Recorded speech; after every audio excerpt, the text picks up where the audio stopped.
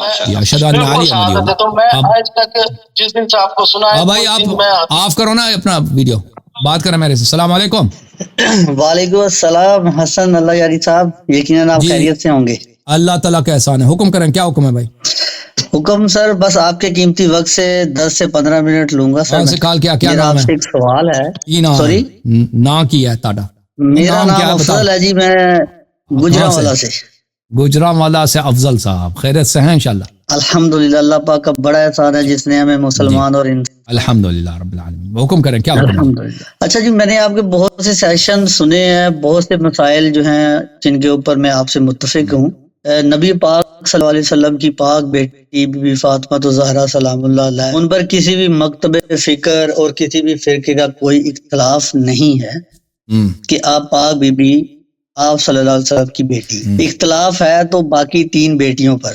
اچھا، میں پچھلے 10 سال سے گجرانوالا میں مختلف مجالس میں گیا ہوں، میں اہل سنت، لیکن میں مجالس میں پچھلے 10-12 سال سے کنٹینیوسلی جا رہا ہوں۔ اس میں بڑے بڑے ذاکر ہیں، بڑے علماء کرام ہیں جنہوں نے اپنی پوری قوت کے ساتھ جو ہے نا وہ اس چیز کو قوت لگا رہے ہیں اور وہ ثابت کرنے کی کوشش کرتے ہیں کہ نبی پاک کی صرف ایک ہی بیٹی ہے۔ اور دوسری طرف جو ہے وہ آپ اپنا پورا زور لگا رہے ہیں کہ نبی پاک کی 4 بیٹیاں ہیں۔ آپ بھی اہل تشیع ہیں اور وہ پاکستانی ذاکرین علماء کرام وہ بھی اہل تشیع ہیں۔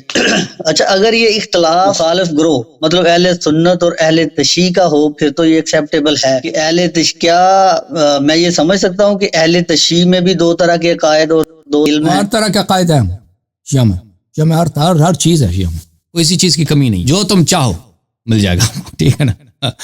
ہر چیز، ہر قسم کا عقیدت چاہو یہاں پہ مل جائے گا۔ میرے جیسا بندہ پھر کس چیز کو مانے یا کس عقل اللہ نے عقل دیا ہے بھائی، اللہ نے عقل دیا۔ جو بات قرآن و سنت کے موافق، آپ دیکھو کہ اللہ اور رسول صلی اللہ علیہ وسلم اہل بیت کیا فرماتے ہیں، وہ حق ہے، ٹھیک ہے۔ اور جو لوگوں کے آراء ہیں، لوگوں کی رائے، ابھی میں رائے قائم کروں کسی بات پر، حدیث ودیث کچھ بھی نہیں ہے، ایسے زور لگا دوں تو وہ تو میری رائے، اس کی کیا اہمیت ہے؟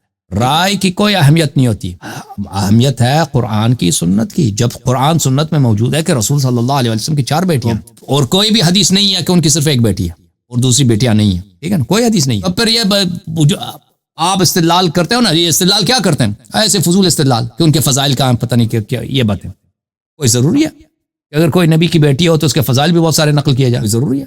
اسی طرح سے نا یہ دیکھیں جب باغ فدق کی بات آتی ہے تو وہ پھر صرف ایک ہی بیٹی کو دیا گیا ہے۔ دیکھیں باغ فدق دیکھیں نبی صلی اللہ علیہ وسلم کے حیات میں بقیت بیٹیاں دنیا سے گئی تھی نا، پھر نبی صلی اللہ علیہ وسلم فدق جو ہے اللہ کے حکم سے فاطمہ الزہرا سلام اللہ علیہا کو دیا گیا تھا، اللہ کے حکم سے دیا گیا تھا، تو وہ ہبہ تھا۔ میراث اگر ہوتی نا تو میراث کا مسئلہ اگر ہوتا تو سب کو مل جاتا، ان کے سب بیٹیاں تو نہیں تھا، اگر زندہ ہوتی تو مل جاتا، لیکن ان کو جو دیا ہے، بیٹی کو دیا ہے، وہ اللہ کے حکم سے دیا ہے، اپنی مرضی سے پیغمبر نے نہیں دیا ہے۔ شیعہ نے اور مخالفین نے روایت کی ہے کہ اللہ کی جانب سے یہ آیت نازل اتر آئی، وَآتِ ذَا الْقُرْبَى حَقَّهُ، تو اللہ تعالیٰ کی جانب سے حکم آیا کہ آپ فاطمہ الزہرا سلام اللہ علیہا کو ان کا حق دے دیں، جو باغ فدق کے دے دیں، تو انہوں نے ان دے دیا۔ اور جو بقیہ بیٹیاں تھیں یہ وفات ہو چکی تھیں رسول پاک صلی اللہ علیہ وسلم کے حیات اقدس ہی میں، ٹھیک ہے نا، اور ان کے وہ فضائل نہیں ہیں جو حضرت زہرا سلام اللہ علیہ کے ہیں، لیکن اس کا مطلب یہ نہیں کہ وہ بیٹی جس طرح نہیں ہے۔ قرآن پاک میں سورہ روم آیت نمبر 38 میں ہے کہ تم اپنے قریبی رشتہ دار کو حق دو، تو پاک نے کون سے رشتہ دار ہیں جن کو صرف حق دیا ہے؟ تو صرف تو ذی القربیٰ سے صرف اور صرف فاطمہ الزہرا مراد ہے، یہاں پر سب رشتہ دار مراد نہیں ہے۔ اور دوسری آیت جو قرآن پاک کی آیت شورا ہے آیت نمبر 23 فی القربہ کہ میں اس میں صرف پنجتن پاک ہے، پنجتن پاک ہے، ائمہ طاہرین علیہم، سب رشتہ دار نہیں مراد۔ ویسے رشتہ دار تو بہت ہیں پیغمبر کے، لیکن امیر المومنین علیہ السلام چچا زاد بھائی ہیں، اور بھی چچا زاد بھائی بہت ہیں، لیکن وہ مراد نہیں ہے۔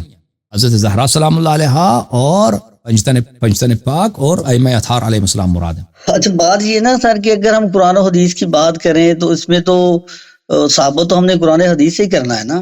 کیسے ثابت کریں گے بھائی جب کوئی حدیث نہیں کہ وہ بیٹیاں نہیں ہیں؟ جب ثابت ہے حدیث میں کہ وہ بیٹیاں ہیں تو ختم ہے بات، گفتگو کا محل ہی نہیں ہے، کوئی ڈیبیٹ ہی نہیں ہے، ڈیبیٹ ہی نہیں ہے، ختم بات، ڈیبیٹ ہے ہی نہیں۔ پلیز میرا سوال سن لیجئے گا پلیز۔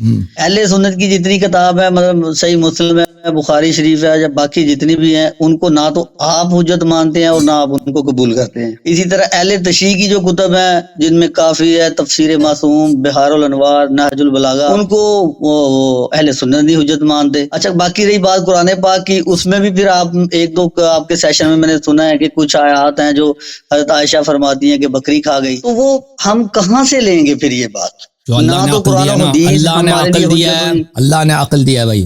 دنیا میں ادعا بہت ہے، حدیث بہت ہے. وہ جو حق بات ہے وہ نہیں.